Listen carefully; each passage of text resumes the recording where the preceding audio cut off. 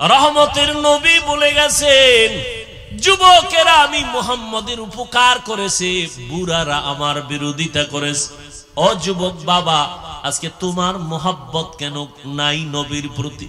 ও আল্লাহর বান্দারা, আজকে আমিও মুসলমান, তুমিও মুসলমান, তোমার আল্লাহ আমার আল্লাহ এক, তোমার নবী আমার নবী এক, তোমার কোরআন আমার কোরআন এক, তোমার কাবা আমার কাবা এক, তোমার ধর্ম আমার ধর্ম এক। কিন্তু আজ তোমাকে এত বয়ান করা লাগে কেন? তোমাকে পাও দইরা বুঝাইতে হয় কেন? তুমি কেমন মুসলমান? আমি টুপি মাথায় না দিলে লজ্জা পাই, আর তুমি মুসলমান টুপি মাথায় দিতে লজ্জা পাও। আমি দাড়ি কাটতে লজ্জা পাই, তুমি দাড়ি রাখতে লজ্জা পাও। আমি মসজিদে না ঢুকলে লজ্জা পাই, তুমি মসজিদে ঢুকতে লজ্জা পাও। আসলে তোমার মধ্যে আল্লাহর ভয় নাই। আমার নবী রাতের বেলা নামাজে কান্না করতেছেন, সাহাবায়ে কেরাম কান্না করে কাটাইলেন। ওরে আল্লাহর বান্দা, আজকে আমরা নবীর তরিকা মানার চেষ্টায় গিয়া কই আমাদের খানা তো বন্ধ হলো না, ঘুম বন্ধ হলো না, সম্মান আমাদের কমে নাই। এত দুশ্মন চারদিকে, ইহুদি বেঈমানরা সব পাগলের মতো হয়ে আছে। আলহামদুলিল্লাহ, এত বড় মহামারী করোনা গেল, এত বিপদ গেল, এরপরেও এই জমিনের মধ্যে কোন কোরআনওয়ালা আলেম কারো কাছে গিয়া ভিক্ষা করে নাই।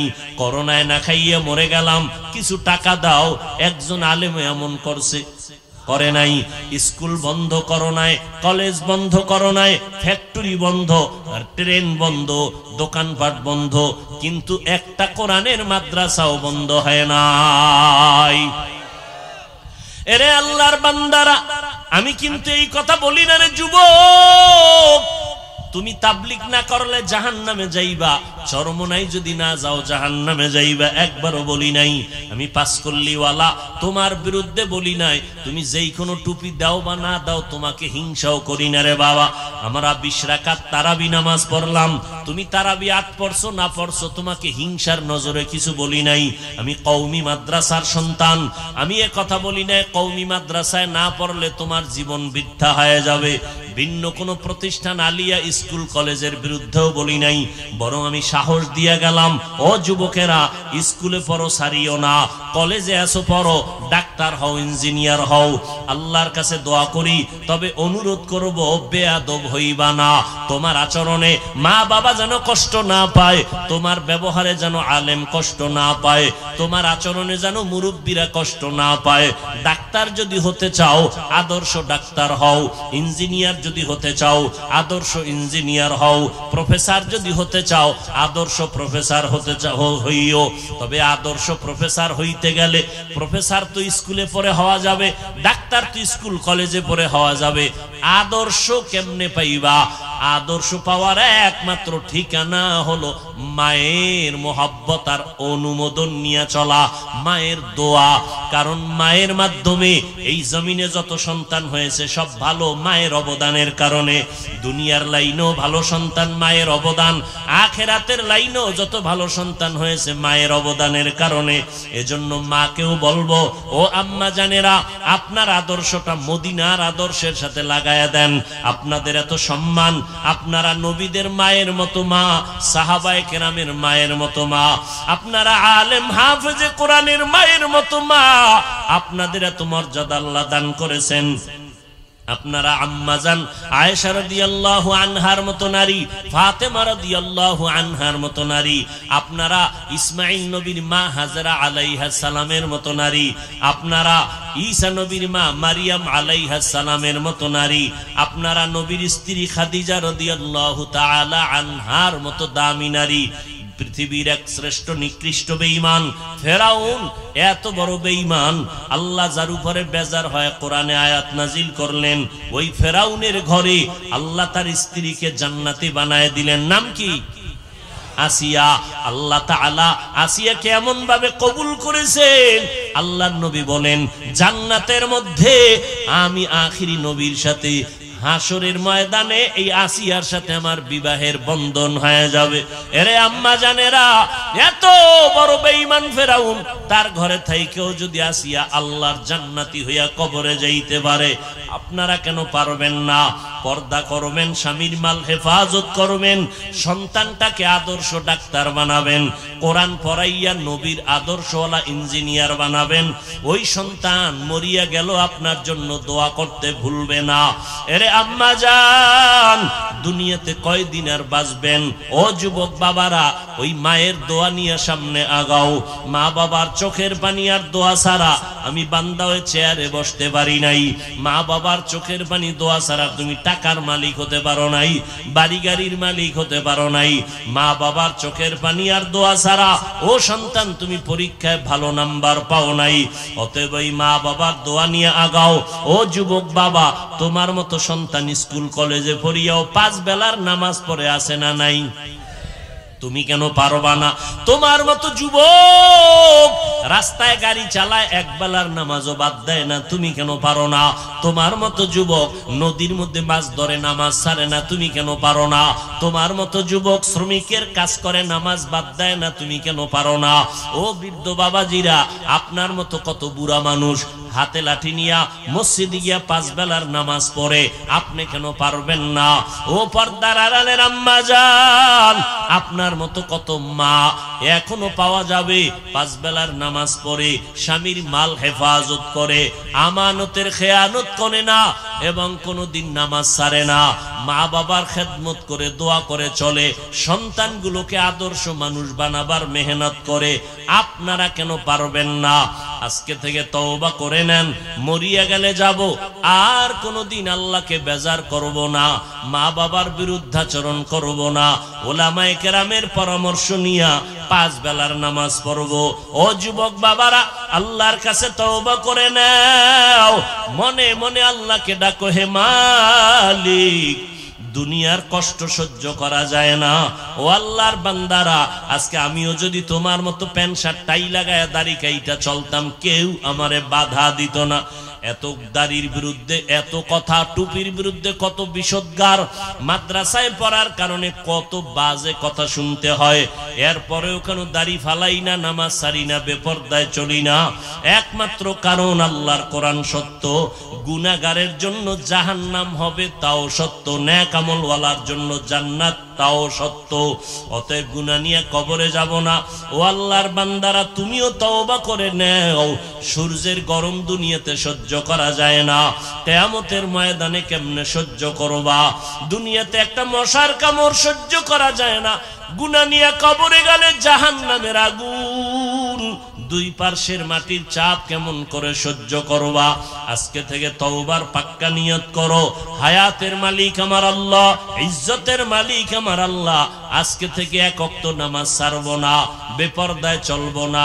না আউয়ালা বাইতিন উযিআ লিন-নাসি লাল্লাযী বিবাক্কাতা মুবারাকান ওয়া হুদা মুবারাকান ওয়া হুদাল লিল আলামিন। আল্লাহ বলেন, আমি জমিনটা বানাইয়া প্রথম একটা ঘর বানাইলাম, ইবাদতের ঘর, হেদায়েতের ঘর। পৃথিবী নামক গ্রহটা বানাইয়া আল্লাহ একটা ঘর বানাইলেন, কোন প্রাণী নাই, প্রথমেই আল্লাহ বানাইলেন কি? বসবাসের না হেদায়েতের?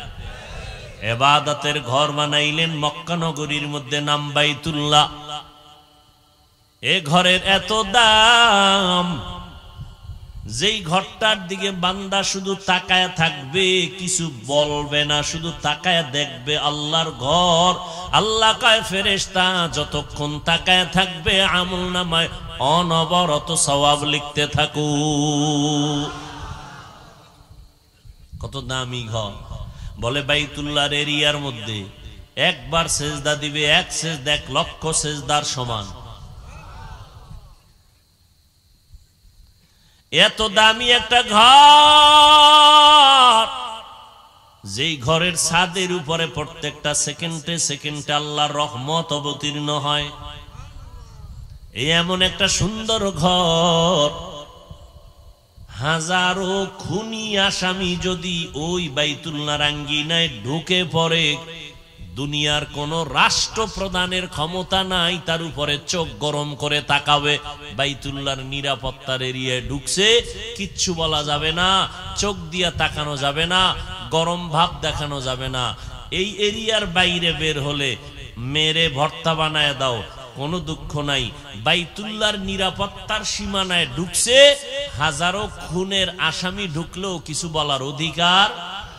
ওয়াত্তিনি ওয়াজ্জাইতুন ওয়া তুরি সিনিন ওয়া হাযাল বালাদিল আমিন। আল্লাহ বলেন, চার জিনিসের শপথ আমি আল্লাহ করেছি। তিনের কসম, জৈতুনের কসম। ওয়াত্তিনি ওয়াজ্জাইতুন, তুর পাহাড়ের কসম। ওয়া হাযাল বালাদিল আমিন, নিরাপদ শহর মক্কা নগরীর কসম আল্লাহ করেছেন। এটা এমন নিরাপদ শহর, যেই নিরাপদ শহর বাইতুল্লাহর আঙ্গিনায় এক রাকাত নামাজ পড়বে 1 লক্ষ রাকাত নামাজের সওয়াব পেয়ে যাবে।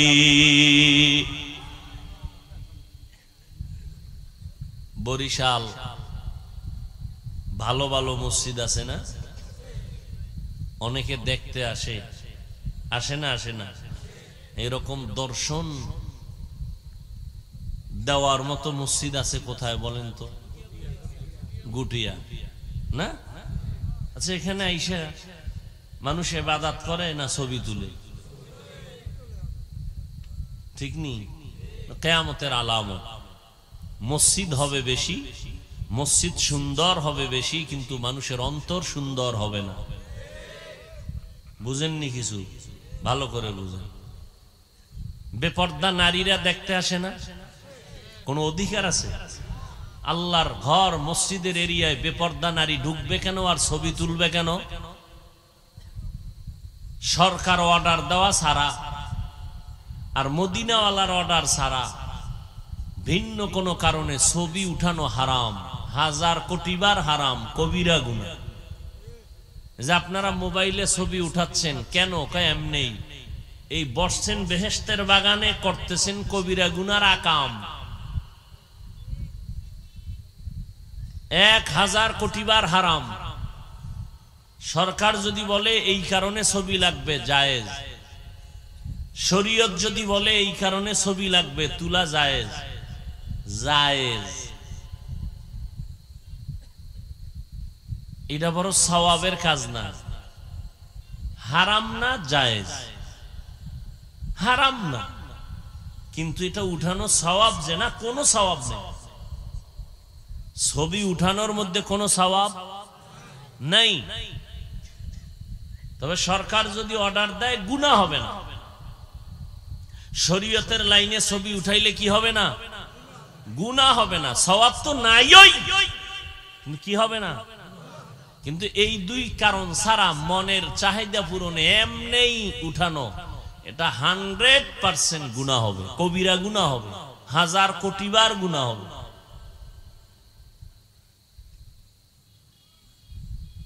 আপনি গুনাহ করবেন জেনে শুনে, আপনার জবাব আপনি দিবেন, আমার বলার দায়িত্ব বলে দিলাম। কিছু মহাপণ্ডিত বলবে তো ভিডিও করে, মহাপণ্ডিত আছে না, জাউজুবিল্লাহ না পারলেও হুজুরদের ভুল ধরে। এরকম কিছু বেয়াদব আছে না নাই? এরা বলবে ভিডিও বন্ধ করেন না কেন? আমরা চালু করতে বলি নাই, বন্ধ করার কথা বলি না।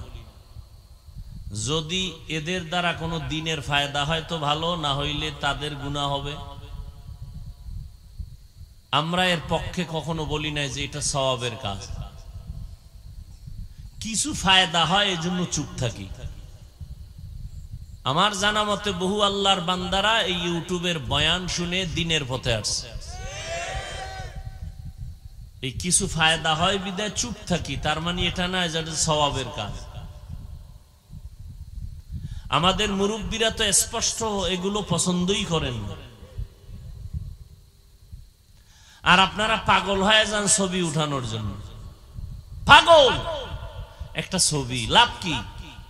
সেদিন এক বদমাস চোরের ঘরের চোর বলতেছে হুজুর একটা ছবি তুলি, যদি আল্লাহ উসিলায় মাফ করে দেয়। কত বড় নিকৃষ্ট ধর্মান্ধ, কতটা মূর্খ। নবী বলছেন হারাম, আমার অনুমতি দেওয়ার কোন অধিকার আছে? এসে বলে হুজুর একটা ছবি তুলবো, অনুমতি দেন। নবী নিষেধ করছেন, আমি অনুমতি দিব কেন?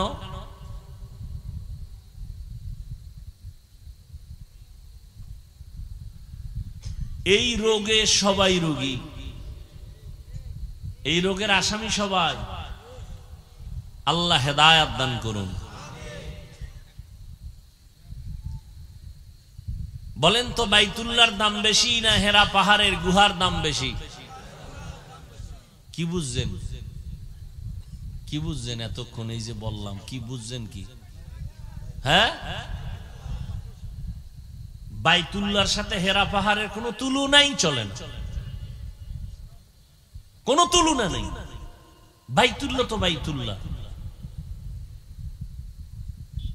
হেরা পাহাড়ের কোনো মূল্য নাই বাইতুল্লাহর সামনে। কথা ঠিক? পৃথিবী নামক গ্রহ আল্লাহ বানায় প্রথম ঘর বানাইলেন বাইতুল্লাহ, ইবাদতের ঘর, বসবাসের ঘর না। কেন? পৃথিবীর চিফ গেস্ট আসবে মানুষ, আর এই চিফ গেস্ট আসবে ইবাদতের জন্য, বসবাসের জন্য না। এজন্য আল্লাহ ইবাদতের ঘর আগে বানাইছেন। দুনিয়াতে মানুষ এসে করবা আল্লাহর ইবাদত, বসবাসের জন্য আল্লাহ বানায় রাখছেন স্থায়ী ঠিকানা জান্নাত। ওখানে বসবাস করবে অনন্তকাল, শান্তি আর শান্তি। অশান্তি কি জিনিস বুঝবেও না। আর এখন মসজিদের ভিতরেও অশান্তি, নামাজের ভিতরে অশান্তি, ঠিক নেই? তো বাইতুল্লাহর অনেক দাম। যেই বাইতুল্লাহর দিকে তাকাইয়া থাকলেও সওয়াব,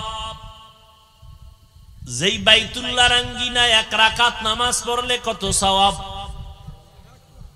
একটু আগে না বলছি, একবার সুবহানাল্লাহ বলবেন, 1,00,000 বার সুবহানাল্লাহর সওয়াব আল্লাহ দান করবেন। এত দামি একটা ঘর ওই বাইতুল্লাহ সারিয়া রহমতের নবী আমার দীর্ঘ 40 বছরের সীমানার ফাঁকে ফাঁকে নবী কেন হেরা পাহাড়ের গুহায় গিয়ে ধ্যান করলেন, সময় কাটালেন, সপ্তাহকে সপ্তাহ, মাসকে মাস। আম্মা জান খাদিজা রাদিয়াল্লাহু তাআলা আনহা, রহমতের নবী আসেন না, হেরা পাহাড়ের গুহার মধ্যে দীর্ঘদিন আল্লাহর ধ্যানে কাটাচ্ছেন।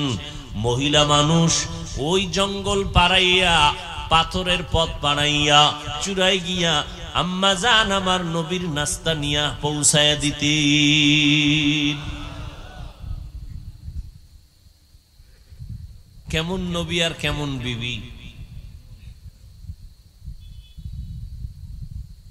প্রশ্ন করছিলাম, বাইতুল্লাহর দাম বেশি নয় না হেরা পাহাড়ের দাম বেশি? এরকম কি বাইতুল্লাহর দাম বেশি না হেরা পাহাড়ের দাম বেশি? এখনো অনেকে সন্দেহের মধ্যে আছে। 1000 কোটি বার সন্দেহ মুক্ত ভাবে এটা মনে রাখেন, মুখস্থ করেন, বাইতুল্লাহর দাম হেরা পাহাড়ের কোনো তুলনাই নাই বাইতুল্লাহর সামনে। প্রশ্ন বড় জটিল। যেই বাইতুল্লাহ 1 সেজদা দিলে 1,00,000 সেজদার সওয়াব, সেই বাইতুল্লাহ ছেড়ে রহমতের নবী, সৃষ্টির শ্রেষ্ঠ নবী হেরা পাহাড়ের গুহায় গিয়া সময় কাটালেন কেন? ধ্যানে কাটালেন কেন? এই প্রশ্নের জবাব যদি আমার সোনার বাংলাদেশের টুপিওয়ালা মৌলবীরা জানতো, কোনদিন কোন মাওলানা পীর মুরিদির বিরুদ্ধে কথা বলতো না। ওরা জানে না, এজন্য পীর আউলিয়াদের বিরুদ্ধে কথা বলে, ওলিয়া উলিয়াদের বিরুদ্ধে কথা বলে। বলে আমরা ওলিয়া উলিয়া মানি না, আমি বলি যারা বলবে ওলিয়া উলিয়া মানে না, তারা কোরআনও মানে না, বুখারী শরীফও মানে না, তারা ভণ্ড। তাদেরকে যারা ভণ্ড বলবে না তারাও ভণ্ড।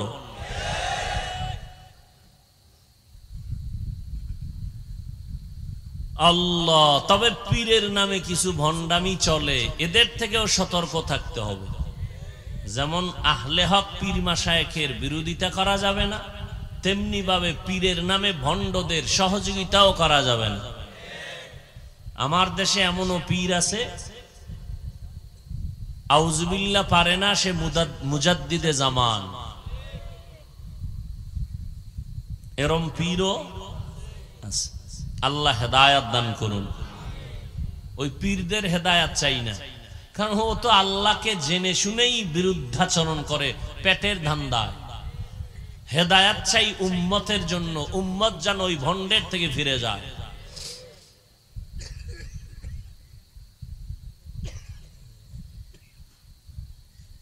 তো আল্লাহ পাক রব্বুল আলামিন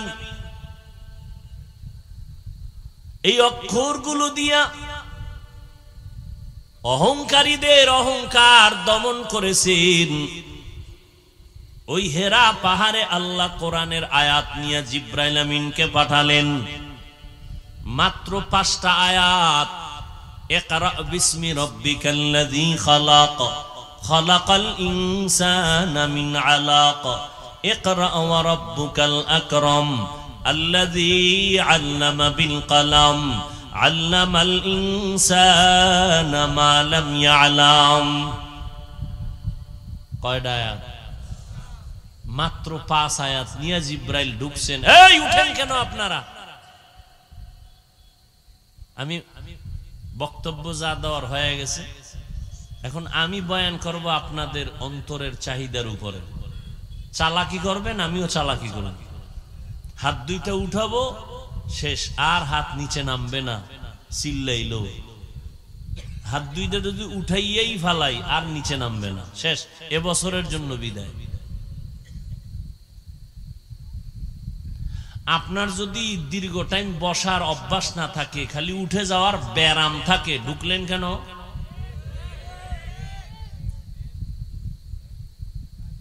কেন ঢুকলেন আপনি?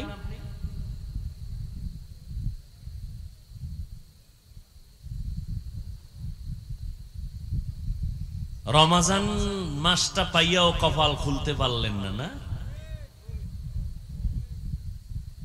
বহু আশেকের রাসূল এখানে আছে, রমাজান গেছি গিয়া রোজা রাখে নাই। বহু কুলাঙ্গারের বাচ্চা আছে, এরা বলছে ভাতের অভাব আছে, রোজা রাখবো কেন? আমরা কি ভাতের অভাবে রোজা রাখছি? আবার কিছু রোজাদার ছিল, এরা রোজা রাখছে ঠিক, তারাবি ভরে নাই। এরকম আশেকের রাসূল আছে না নাই? আবার একদল তারাবি ভরছে ঠিক, কিন্তু পুরাটা ভরে নাই। বলে কেন ভরে নাই? ওমরে ফারুক নবীর সাহাবীর সাথে তার একটু দ্বন্দ্ব আছে। যেই বান্দার সাথে সাহাবায়ে কেরামের দূরত্ব থাকবে, আল্লাহর কসম, আল্লাহর কসম, আল্লাহর কসম, আল্লাহি বিল্লাহি তাল্লাহি, সে ভণ্ড। যারা সাহাবায়ে কেরামের বিরোধিতা করে লেখায় আর ইশারায় ইঙ্গিতে, তারা ভণ্ড। তারা জান্নাত পাইলো জাহান্নামের আগুন না জ্বলে, শাস্তি না পেয়ে জান্নাত পাবে না। ওমরে ফারুক রাদিয়াল্লাহু তাআলা আনহু জান্নাতি সাহাবাদের দ্বিতীয় স্থানে আছেন। আম্মা জান আয়েশা রাদিয়াল্লাহু আনহা বলেন, ও নবী, আপনার সাহাবাদের মধ্যে একটু বলবেন কার আমল বেশি? নবী বলেন ওমরের। বলে কেমন আমল? বলে আকাশের দিকে তাকাইয়া দেখো, নক্ষত্রগুলো গণনা করা যায়নি, কয়ে যায় না। নবীজি বলেন আকাশের নক্ষত্র যেমন অগণিত সীমাহীন, আমার ওমরের আমলটাও অগণিত সীমাহীন।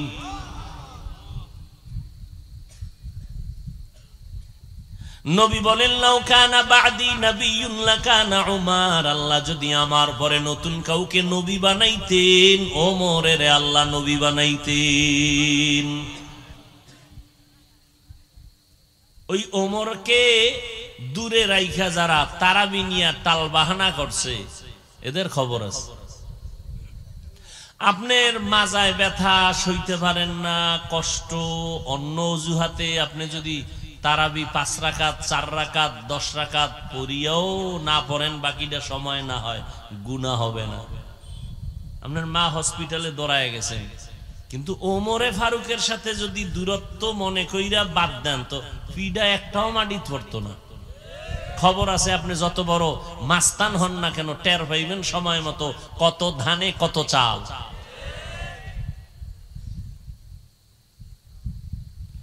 সব নবীরা আমার আল্লাহ তাআলার আশিক, সব নবী পয়গম্বর আমার আল্লাহ তাআলার আশিক, আর আল্লাহ নিজে হলেন মুহাম্মদের আশিক। ব্যবধান আছে না নেই? ঠিক তেমনি ভাবে সব সাহাবায়ে কেরাম আমার নবীর আশিক, আর আমার নবী মুহাম্মদ শুধু ওমরের আশিক। ব্যবধান আছে না নেই? শুধু ওমরের ইতিহাস নিয়ে কথা বললে অনেক। 5টা আয়াত নিয়ে নবীর কাছে আসছেন জিব্রাইল, হেরা পাহাড়ে কেউ নাই, নবী একা। নবী দাঁড়ালেন, জিব্রাইলের সিনার সাথে নবীর সিনা লাগায় হালকা চাপ দিলেন। জিব্রাইল বললেন ইকরা, নবী বলেন মা আনা বিকারিন, আমি পড়তে জানি না। জিব্রাইল আমার আবার চাপ দিলেন ইকরা, নবী বলেন মা আনা বিকারিন, আমি পড়তে জানি না। তৃতীয়বারে খুব জোরে চাপ দিলেন আর ওই 5 আয়াত শুনাইলেন। এই চাপে নবী কি আয়াত পড়বে? পারি না বলারও কায়দা নাই, পারিও বলে নাই। নবীর উঠছে জ্বর ডিগ্রির উপর, এমন জ্বর নবী দ্রুত পাহাড় থেকে নেমে ঘরে চলে গেলেন। আম্মা জান খাদিজাকে বললেন জাম্মিলুনি জাম্মিলুনি, ও খাদিজা আমাকে কম্বল দিয়ে আবৃত করে নাও, আমার শরীরে জ্বর। এই কাহিনী হেরা পাহাড়ের গুহায় ঘটে গেল। 5 আয়াতের ওজনের ধাক্কা বুঝেননি? কোরআনের ওজন কত?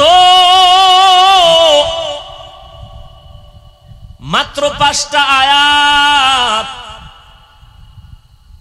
নবীর কাছে আসছে জিব্রাইল, আর 3 বছরে জিব্রাইল আয়াত নিয়ে আসে না।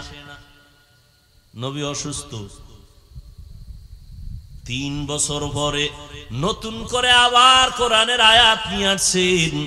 ইয়া আইয়ুহাল মুদ্দাসসির কুম ফাআনজির ওয়া রাব্বাকা ফাকাব্বির ওয়া সিয়াবাকা ফাতাহহির। এই মিয়া কোরআনের ওজন ঘুমায় ঘুমায় কি?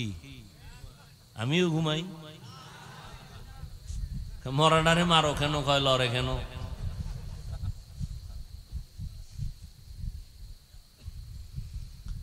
আল্লাহ, কোরআনের ওজন কত দেখছেন নি? এই ভাই, নবীর থেকে আর জ্ঞানী কেউ আছে? পৃথিবীর শ্রেষ্ঠ জ্ঞানী নবী, পৃথিবীর শ্রেষ্ঠ মুফাসসির নবী, পৃথিবীর শ্রেষ্ঠ দার্শনিক আমার নবী, পৃথিবীর শ্রেষ্ঠ বৈজ্ঞানিক আমার নবী, পৃথিবীর শ্রেষ্ঠ জ্ঞানী আমার নবী, বড় পীর আমার নবী, বড় মুফতি আমার। সেই নবীর কত জ্ঞান! যেই নবীকে আল্লাহ কুদরতের অপারেশন করছেন 4 বার। কয়বার? 4 বার আল্লাহ কুদরতের অপারেশন করেছেন। নবী বলেন জিব্রাইল বাইতুল্লাহর কিনারায় আমাকে শোয়াইয়া চিৎভাবে আমার বুকটাকে চিরলেন, ভেতর থেকে কলবটাকে বের করলেন, স্বর্ণের পেয়ালায় রাখলেন, জমজমের পানি দিয়া ধুইলেন, এরপরে আবার কলব ভেতরে রাখলেন, আবার হালকা করে চাপ দিলেন। আমার বুকটা আগের মতো হয়ে গেল, কোনো রক্ত গেল না, সেলাই লাগলো না, ব্যথাও পেলাম না। এইভাবে কুদরতের অপারেশন আল্লাহ পাক জিব্রাইলের দ্বারা করাইছেন 4 বার। ওই নবীরে প্রশ্ন ছিল 40-এর পরে কোরআন দিলেন কেন? এত বড় জ্ঞানী রে তো ঈসা নবীরে মায়ের কোলে কিতাব দিয়া দিছেন শিশুবেলায়, হ্যাঁ অল্প বয়সে দিয়া দিছেন। নবী আমার শ্রেষ্ঠ নবী, তাকে 40-এর পরে দিলেন কেন? এই জবাব আজকে দিব না। নাম্বার 2, নবীরে দিলে তো জাগাত দিয়ে দিলেই হয়, নবীরে যা কইব সব রেকর্ড হয়ে যাবে। হ্যাঁ, নবী জিব্বা লড়ায়, খুব নাড়াইতেছে, মুখস্থ হয় না কোরআন শরীফ, জিব্রাইল শুনায় আর নবী জিব্বা নাড়ায়। আল্লাহ কি কয়? না না না, লা তুহাররিক বিহি লিসানাকা লিতাজালা বি, ইন্না আলাইনা জামাআহু ওয়া কুরআনা। ও নবী আমার, জিব্বা নাড়াইয়া আপনি কষ্ট করবেন না, আমি আল্লাহ কুদরতি ভাবে আপনার সিনার মধ্যে কোরআনটা জমা করে দিব। আল্লাহ যদি নবীর সিনায় কোরআন জমা করে দেয়, একদিনের বেশি লাগে? 1 সেকেন্ড লাগে? লাগে না। কিন্তু জানেননি, জানলে জবাব দেন তো, সেই কোরআনটা নবীর কাছে কমপ্লিট, নবীর কাছে আসতে কতদিন লাগছে? হ্যাঁ, এরে বরিশালের পণ্ডিত মুমিন, যেই নবীর জ্ঞানের কোনো তুলনা নাই, আল্লাহ কোরআনে নিজে বলতেছেন, নবী আপনি কষ্ট করবেন না, আমি কোরআনটা আমার কুদরতি ভাবে সিনায় জমা করে দিব। সেই কোরআন আমার নবীর কাছে আসতে গিয়ে 23 বছর লাগাইলেন কেন? এই প্রশ্নের জবাব যদি ভালো করে বুঝতা, রাতি কোরআন পড়ে মুফাসসির হওয়ার স্বপ্ন দেখতা না। রাতারাতি কোরআন পড়ে মুফাসসির না, 23 বছর লাগছে রসুলের কাছে কোরআন আইতে, আর এটা বাংলা বইরা মুফাসসির। ভিজিটিং কাট করছে মুফাসসিরে কোরআন, কয় 1000 কাট করতে মুফাসসির লিখতে লাগছে কত? কয় 1000 কার্ডে নাম ঠিকানা লিখতে লাগছে মাত্র 400 টাকা। এইভাবে ভাগ করো 400 টাকার 1000 কার্ড, এর মধ্যে নাম আছে অনেকগুলো, শুধু মুফাসসিরের ভাগে কত পড়ছে? কত পয়সা লাগছে শুধু মুফাসসির শব্দটার ভিতরে? তো লেখলে তো আর পয়সাই লাগে না, এজন্য লিখে দিছে মুফাসসিরে কোরআন। যারা হাকিকতে তাফসীর করে গেছেন, তারা কোনদিন তাদের নামে মুফাসসির শব্দ লিখতে ভয় পেয়েছেন। আর আমরা আল্লামা লিখি, মুফাসসির লিখি, মুফতি লিখি, মুহাদ্দিস লিখি, মাইকের ঘোষণায় যদি মুফাসসিরে কোরআন না কয়, মুহাদ্দিস না কয়, তো মনে মনে খুব বরদোয়া আসে, কষ্ট আসে। আল্লাহ হেদায়াত দান করুন। আরো আস্তে করে বলুন, খারাপ লাগতেছে আপনাদের? আলিফ লাম মিম, আল্লাহ অক্ষরগুলো কেন দিয়েছেন এর আরো কয়েকটা জবাব আছে। সর্বশেষ আমার ফিনিশিং জবাব, এগুলো আসলে অর্থ আছে, বিনা অর্থে আল্লাহ কোরআনে এই শব্দগুলো দেন নাই। অবশ্যই অক্ষরের অর্থ আছে, কিন্তু অর্থগুলো দুনিয়ার কেউ জানেন না, একমাত্র আল্লাহ জানেন। কোন কোন মুফাসসিরিনে কেরাম বলেন নবীজিও জানেন, নবীজিও জানেন, কিন্তু নবী জানান না কেন উম্মতের? এটা বন্ধুর সাথে বন্ধুর কথা বলার পাসওয়ার্ড। পাসওয়ার্ড বন্ধুরে ছাড়া কেউ রে কয়নি, আল্লাহর সাথে বন্ধু মুহাম্মদের কথা বলার পাসওয়ার্ড। হ্যাঁ, সময় কম, সামনে আগাই। যালিকাল কিতাবু লা রাইবা ফি, এটা এমন একটা কিতাব যার মধ্যে কোনো সন্দেহ নাই, ভুল নাই। এখনো যদি কোন মুমিন পণ্ডিত যদি দাঁড়াইয়া আল্লাহর কোরআনের ভুল বের করে দাও, আমি এখন দাড়িটা কেটে ফেলবো, কোরআনগুলো আগুন দিয়া জ্বালায় দিব, আল্লাহর বিরুদ্ধে ময়দানে কথা বলা শুরু করব। 1500 বছর পর্যন্ত কেউ পারে নাই, কিয়ামত পর্যন্ত কেউ পারবে না। ওই আল্লাহর কোরআন আল্লাহ কেন দিয়েছেন? আল্লাহ বলেন হুদাল্লিল মুত্তাকিন, আল্লাহ বলেন আমি মুত্তাকিনদের হেদায়েতের জন্য কোরআন দিলাম। মুত্তাকি কারা? ভাই যাদের মধ্যে তাকওয়া থাকবে। তাকওয়া অর্থ কি? ভাই বেশি বেশি জিকির করার নাম তাকওয়া না। এই আল্লাহর বান্দারা ভালো করে খেয়াল করেন, বেশি বেশি নামাজ পড়ার নাম তাকওয়া না, বেশি বেশি জায়নামাজে সময় কাটানোর নাম তাকওয়া না, বেশি বেশি জিকির করার নাম তাকওয়া না। বলে তাকওয়া কি জিনিস? আল ইহতিরাজ আনিল মাসিয়া, গুনাহের থেকে বেঁচে থাকার নাম হলো তাকওয়া।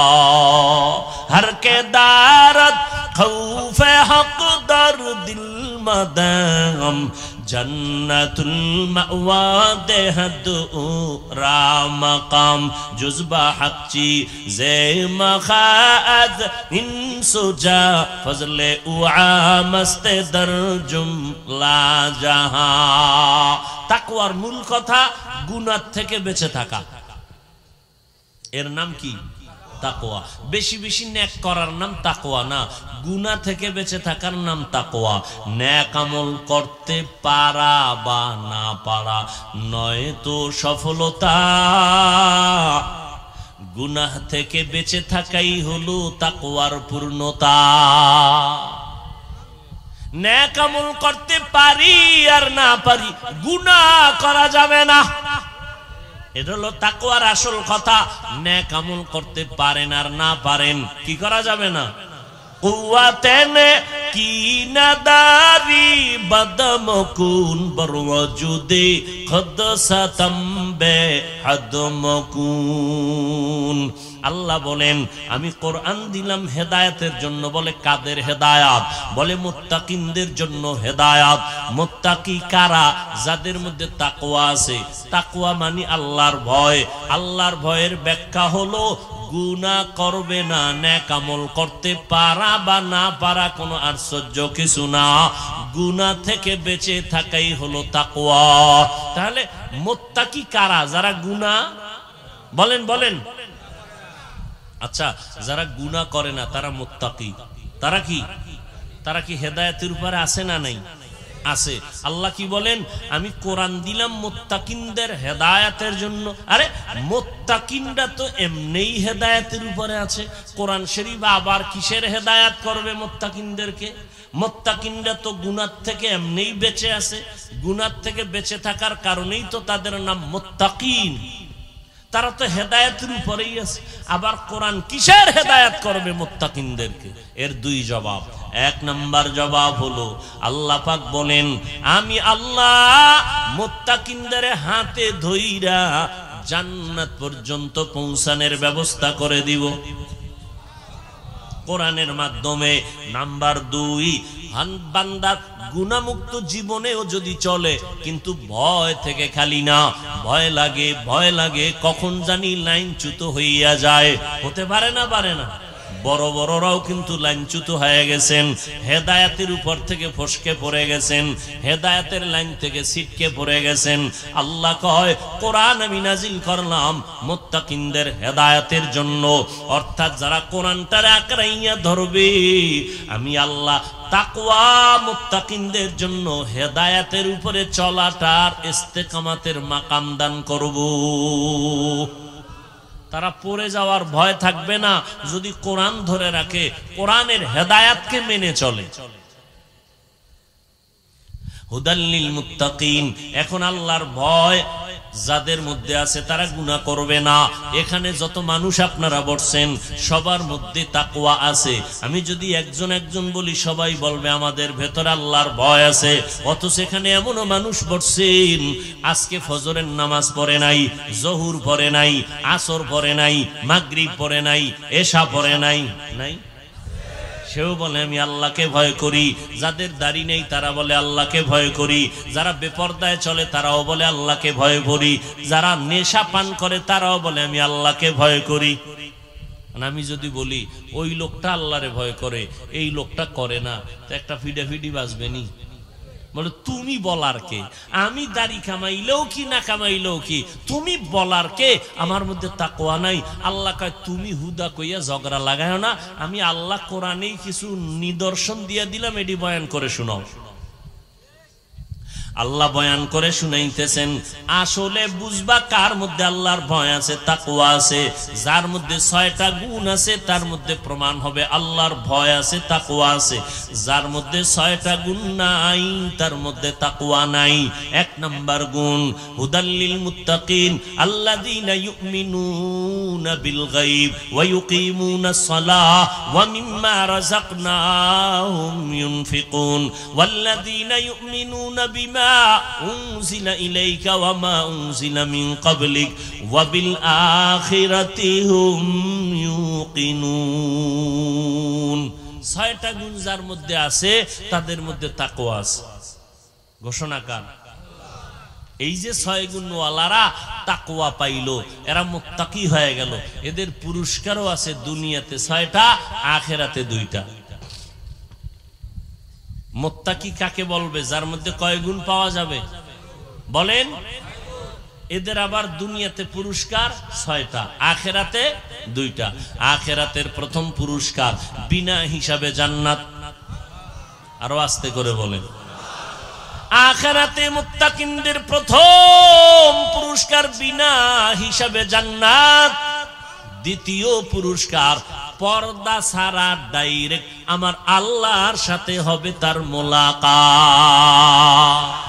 ইয়া ইলাহি মুঝসে মুঝকো দূর কর, তাকে দেখো মুঝ মে তুঝকো एक नजर या इलाही तू मेरा माबूद है, या इलाही तू मेरा माशूक है।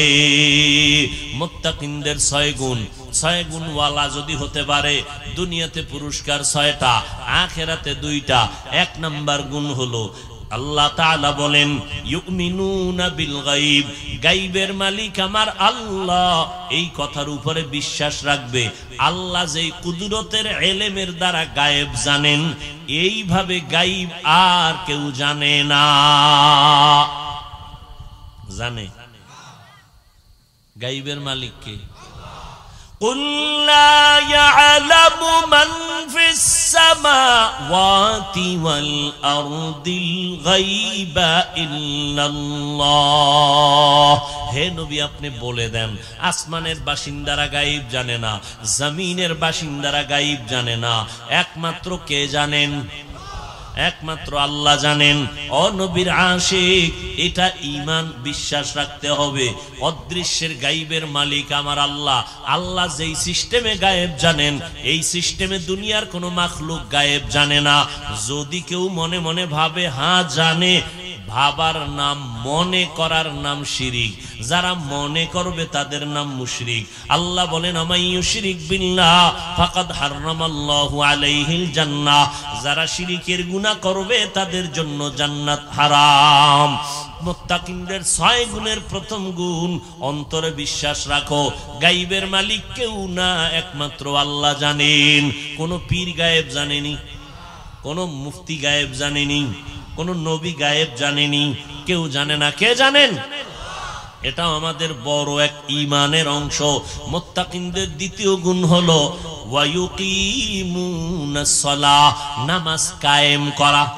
কি ও যুবকেরা, নামাজ কি করা? কায়েম করা। নামাজ পড়া ভিন্ন কথা, নামাজ কায়েম করা ভিন্ন কথা। একা একা নামাজ পড়লা, এটা নামাজ কায়েম হবে না। নামাজ কায়েমের কয়েকটা অর্থ। 1 নাম্বার অর্থ, জামাআতের সাথে নামাজ আদায় করো, এর নাম কায়েম করা। কায়েমের অর্থ কি? নামাজ জামাতের সাথে আদায় করা। এতটুকু বয়ান শুনে যদি বাড়ি যায়, তাহলে বাসায় গিয়ে একটা প্যাচ লাগাইবে ফজরের সময়। ম্যাডামকে বলবে আজকে হাফিজ ভাই বললেন নামাজ কায়েমের অর্থ জামাতে নামাজ পড়া। আল্লাহ নামাজ কায়েম করতে বলছেন, এতদিন আমি একা করছি, চলো তুমিও মসজিদে চলো, আজকে থেকে জামাতে নামাজ কায়েম করতে হবে। এই প্যাচ লাগাইয়েই তো আমাদের কিছু ভাইরা নারীদেরকে বাইরে নামানোর ষড়যন্ত্রে লিপ্ত। কথা ঠিক না? আরে আম্মা জানেরা ঘরের মধ্যে নিরাপত্তা পায় না, বাইরে নামলে উপায় কি? আল্লাহ হেদায়েত দান করুন। এরে নবীর আশিক, কায়েম করার আর একটা তরজমা হলো সময়ের মধ্যে নামাজ আদায় করার নাম কায়েম করা। পুরুষেরা নামাজ জামাতে পড়ো, কায়েম হবে। আম্মা জানেরা জামাতে পড়া লাগবে না, ঘরের কিনারায় নির্জন জায়গায় নামাজ পড়বেন সময়ের মধ্যে, ওয়াক্তের ভিতরে। জোহরের ওয়াক্তের নামাজ যেন আসরের মধ্যে ঢুকে না যায়, আসরের ওয়াক্তের নামাজটা যেন মাগরিবের ওয়াক্তে ঢুকে না যায়। ঠিক সময়ের মধ্যে ঘরের মধ্যে নামাজ পড়বেন। মদিনার নবী বলেন পুরুষেরা মসজিদে গিয়া নামাজ পড়ে যত সওয়াব পাবে, মহিলারা ঘরের ভিতরে পড়ে সমান সওয়াব পাবে। তাহলে মহিলার মর্যাদা কমলো না বাড়লো? পুরুষেরা কষ্ট করে মসজিদে গিয়ে যা পাবে, মহিলারা কষ্ট ছাড়া ঘরের ভিতরে তাই পাবে। নারীর এত সম্মান আমার আল্লাহ দান করেছেন। ও এলাকার মা বোনেরা, ও যুবক, 5 বেলার নামাজ কায়েম করো। নামাজ কায়েম করা 5 বেলার এটা ফরজ, এটা মূল ডিউটি, এটা আপনার আমার কর্তব্য, দায়িত্ব। নেওয়ার কিছু নাই আমি 5 বেলারটা ভরি। আল্লাহর জন্য যদি আলাদা কিছু করো সেটা হলো নফল ইবাদত। 5 ওয়াক্ত তো এটা আমার ডিউটি করতেই হবে, না হয় বেতন বন্ধ। কিন্তু আল্লাহর জন্য যদি পড়ো সেটা আলাদা। তাহাজ্জুদ পড়ো, ইশরাক পড়ো, আউয়াবিন পড়ো। 5 ওয়াক্ত পরে বাহাদুরি করার কিছু নেই। এই জন্য সমস্ত সাহাবায়ে কেরাম সারা রাত নফল নামাজে কাটায় দিয়েছেন। আমার নবী আম্মা জান আয়েশা রাদিয়াল্লাহু তাআলা আনহাকে সাহাবায়ে কেরামদের মধ্য থেকে প্রশ্ন করলেন, আম্মা জান, নবীজির জীবনের কোন আশ্চর্য ঘটনা একটু শুনাইবেননি? আম্মা জান বলেন, নবীর এমন কি জিনিসটা আছে 63 বছরে যেটা আশ্চর্য না? নবীজির জীবনের সব আশ্চর্য, তবে একটা কথা শুনাই, শোনো। আম্মা জান বিনয়ের সাথে হৃদয় অঙ্গম করে সাহাবাদেরকে শুনাইতেছেন, একদিন নবী এশার নামাজ পড়ে আমার হুজরায় আসলেন। আসার পরে মুস্কি হাসলেন। আমার ঘরে অন্ধকার, নবী ঢুকছেন তো সূর্যের থেকে বেশি আলো হয়ে গেছে। আম্মা জান বলেন, নবী আইসা মুস্কি হেসে কয়, ও হুমায়রা। মোহব্বত করে নবী ডাকলেন, ও হুমায়রা, আজকের রাত্রের জন্য আমাকে একটু ছুটি দিবেননি? বুঝেন না কথা? আজকের রাতের জন্য একটু ছুটি দিবেননি? আম্মা জান ভাবলেন নবী ভিন্ন কোন বিবির ঘরে যাবেন। নবী বলে, আম্মা জান বলেন, নবী আপনি বলবেন ছুটি চান, আমি বলবো না, এটা হতেই পারে না। আপনি বলছেন আমাকে লজ্জা দিবেন না দ্বিতীয়বার। আম্মা জান বলেন, সাহাবায়ে কেরাম আমি ভাবলাম নবী মনে হয় অন্য বিবির ঘরে যাবেন, কিন্তু না, তাকাইয়া দেখি রহমতের নবী আমার হুজরার পাশে যায় নামাজে দাঁড়ায় গেলেন। গভীর রাত, নবী নামাজে দাঁড়াইয়া এবার আল্লাহর সাথে কথা বলা শুরু করলেন। আলহামদু সূরা পড়লেন, আলিফ লাম দিয়া শুরু করলেন সূরা বাকারা। নবী দীর্ঘ টাইম তেলাওয়াত করতেছেন, তেলাওয়াত করতেছেন, তেলাওয়াত করতেছেন, রুকুর খবর নাই। আম্মা জান বলেন, আমি গোপনীয়তা রক্ষা করে ঘুমের বাহানা করে সব আমি দেখলাম। নবী এত কেরাত পড়েন আর চোখের পানি ছেড়ে কাঁদতেছেন। নবীর চোখের পানি পড়ে বুক ভিজে যায়, নবীজির দাড়ি মোবারক ভিজে গেল। নবী রুকু করেন না, দাঁড়াইয়া সূরা বাকারা শেষ, এরপরের সূরাটা শুরু করলেন, এটাও শেষ, এরপরে আরেকটা সূরা শুরু করলেন। মোহাব্বত, বান্দা যখন কোরআন তেলাওয়াত করে আল্লাহর মোহাব্বত গভীর করার জন্য মাধ্যম হলো 2টা, একটা হলো কোরআন তেলাওয়াত আর একটা হলো নামাজ। নবী নামাজে দাঁড়াইয়া কোরআন তেলাওয়াতে সময় কাটাচ্ছেন। প্রথম রাকাতে দাঁড়ানো, রুকুর খবর নাই, অঝোর ধারায় কান্নার আওয়াজ। আম্মা জান বলেন, নবীর কান্না বুক ভেসে যায়, দাড়ি মোবারক থেকে টপ টপ করে পানির ফোঁটাগুলো পড়তেছে। দীর্ঘ টাইম, সীমাহীন টাইম নবী দাঁড়াইয়া কোরআন তেলাওয়াত করার পরে মাত্র রুকুতে চলে গেলেন। রুকুতে যাইয়া নবী আর মাথা উঁচু করেন না, রুকুর মধ্যেও কান্নার আওয়াজ। দীর্ঘ টাইম নবী রুকু করার পরে মাথা উঁচু করলেন, সামি আল্লাহু লিমান হামিদা বলে দাঁড়ালেন। এরপরে নবী সেজদায় চলে গেলেন। মাত্র প্রথম রাকাতের প্রথম সেজদায় নবী চলে গেলেন, দ্বিতীয় সেজদা নবী এখনো দেন নাই। সেজদায় গিয়া এত কান্না, এত কান্না, মনে হয় নবী জীবনে এত কান্না কখনো করেন নাই। নবী এতটাই কান্নায় এতটাই দুর্বল হয়ে গেলেন, কান্না করতে করতে দ্বিতীয় সেজদাটাও করলেন না। এমন সময় পেছন দিক থেকে আওয়াজ, বেলালের কণ্ঠে আওয়াজ আসতেছে, নবী ফজরের টাইম কাছাকাছি, প্রস্তুত হইছেন নি? মাত্র প্রথম রাকাতের প্রথম সিজদা, দ্বিতীয় সিজদাও এখনো নবী করেন নাই। বেলাল এসে বলতেছেন, নবী তৈয়ার হয়ে যান, ফজরের আজান হবে কিছুক্ষণের মধ্যে।